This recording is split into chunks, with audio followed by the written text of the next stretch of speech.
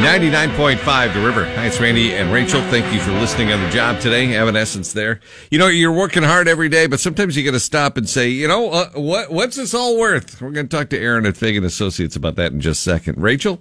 Your River Watch Tomorrow weather, partly sunny today and a high of 62. Cloudy tonight, a low of 53. And mostly sunny tomorrow, a high of 68. Hey, we've got Aaron on the line from Fagan Associates. About this time every Tuesday, we talk about money stuff. Hey, how you doing, Aaron? I'm doing great. How are you? I am good. Today, I wanted to ask you about net worth. You always hear about people, what is your net worth? And I've never known how to figure that out and exactly what it is. For most Americans and most people, it's really all about, your assets versus your liabilities.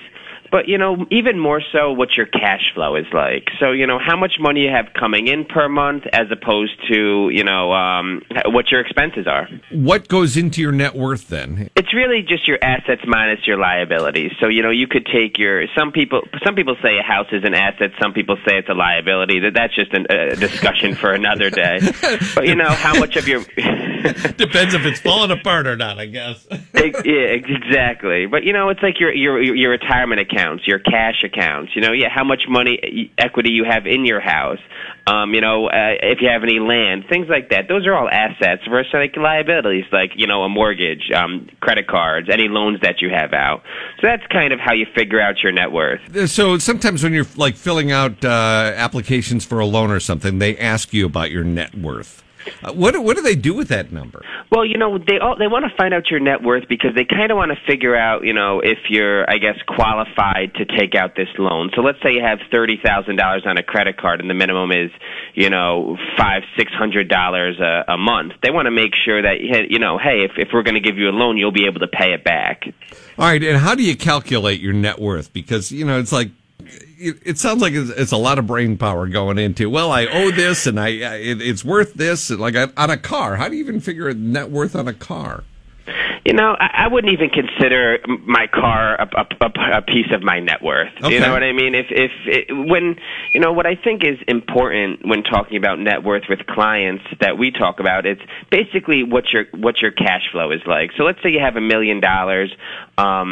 That can generate about, let's say, at a 5% distribution rate, about $50,000 a year in income for you. So it really is, in my opinion, for most Americans, more about your cash flow.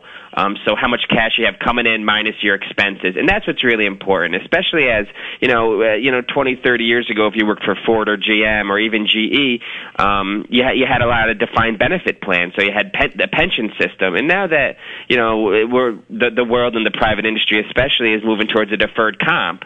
So, the risk is on the back of the workers now. So, I think that's what's more important is, utilizing your retirement portfolios, the matching contribution, so that when you do retire, you have more, you have a higher net worth, more investments that can draw off income for you in retirement. So that's why, going back to whether your house is part of your net worth or not, if you have investments, you're making interest and things like that on that, where your house is just kind of sitting there, you can't necessarily get the income out of it.